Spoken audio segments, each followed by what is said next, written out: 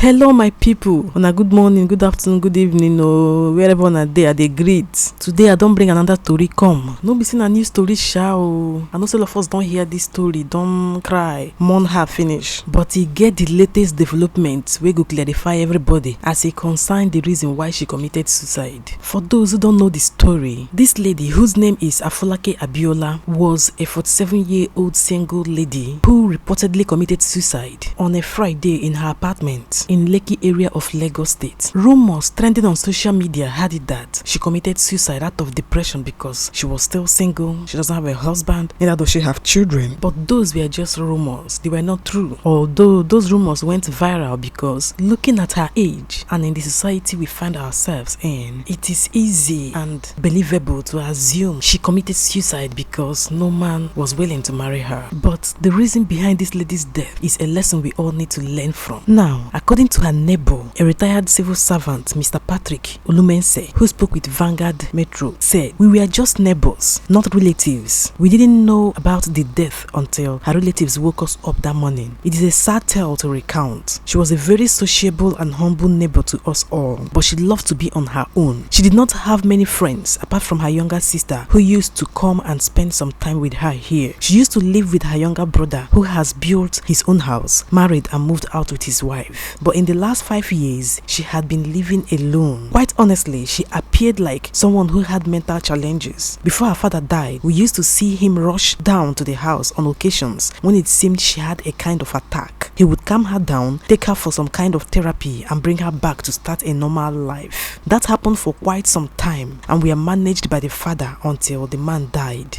Since her father died, nobody was playing that role for her except the younger sister who came once in a while. For us as neighbors, we were aware of this problem. Whenever the attack came, we would contact her sister or brother, but this time she didn't exhibit any symptom." These were the statements of the 80-year-old retired neighbor who was still in shock over her death. Then, when their 25-year-old gate man was questioned, this is what he said: "Madam's death was a shock to me. She was the kind of woman who didn't like noise. In fact, I am planning to leave this job because she was the only one who used to help me in this compound. But I think she had a mental problem. When the attack came, she would be walking aimlessly without any destination in mind, and if you try to stop her, she would resist." When her family members were contacted, they were still very angry over the fact that people were spreading fake rumors about their dead sister. But they later opened up to say that their sister had had depression for a very long time, which she had been managing well, that she had had 2 different relationships which she broke up by herself. The latest relationship she broke up from happened recently. Said it was because of this depression she didn't get married and doesn't have any child. Now my people, wetin make I want talk about this lady matter na say I want make all of us dey aware about the seriousness of mental health. You know, say for this part of our world, anybody wey get mental wahala, we don't see the person as person dey mad. Stigmatization go dey follow the person everywhere. Society go conclude say nemesis don't catch up with am. Who knows the one way this person don't commit we make am run mad. Maybe juju wey him do no work, I be him backfire against am. But we forget say mental health dey like every other sickness for our body. Just like the liver, the heart, the kidney, the colon, the stomach can be sick, so can the brain be sick too. So someone with liver problem or heart problem should not go and start laughing at someone with mental health problem, saying in village people don't catch up with. I beg, how many times do we stigmatize someone that have kidney problem or heart problem or liver problem?